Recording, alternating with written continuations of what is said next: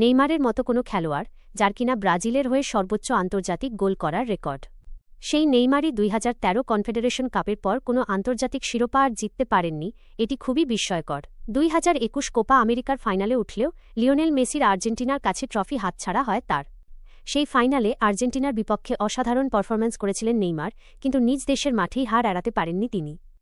পরের বছরই 2022 কাতার ফিফা বিশ্বকাপে ব্রাজিল ও আর্জেন্টিনার সম্ভাব্য সেমিফাইনাল লড়াই নিয়ে বড় প্রত্যাশা ছিল, কিন্তু সেখানে বাধা হয়ে দাঁড়ায় ক্রোয়েশিয়া। অতিরিক্ত সময়ে দারুণ এক গোল করে দলকে এগিয়ে নেন নেইমার, কিন্তু পরক্ষণেই গোল হজম করে ব্রাজিলও।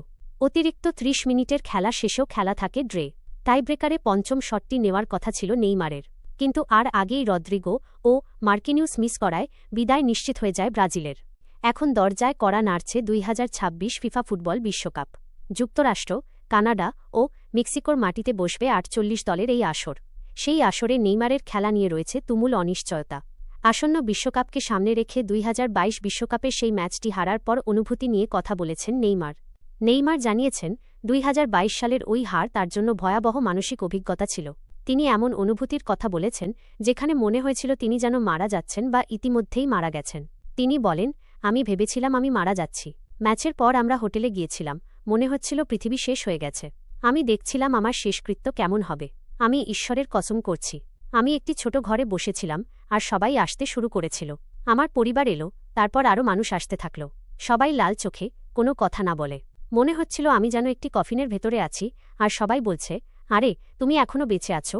এটাই ছিল আমার অনুভূতি। নেইমার জুনিয়র বর্তমানে মানসিকভাবে একটি কঠিন সময়ের মধ্য দিয়ে যাচ্ছেন বলে জানা গেছে। তিনি বলেছেন, আসন্ন ফিফা বিশ্বকাপ তার জন্য শেষ সুযোগ হতে পারে বিশ্বের সবচেয়ে বড় ট্রফি জেতার। ইনজুরি যদি তাকে বারবার ভোগায় তাহলে এটি হতে পারে ব্রাজিলের হয়ে তার শেষ আন্তর্জাতিক টুর্নামেন্টও। তবে তার স্কোয়াডে জায়গা পাওয়া এখনই নিশ্চিত নয়। সিদ্ধান্ত নেওয়ার পূর্ণ ক্ষমতা থাকবে কোচ কার্লো আনচেলোত্তির হাতে, যিনি শেষ পর্যন্ত ঠিক করবেন নেইমার দলে থাকবেন কি না।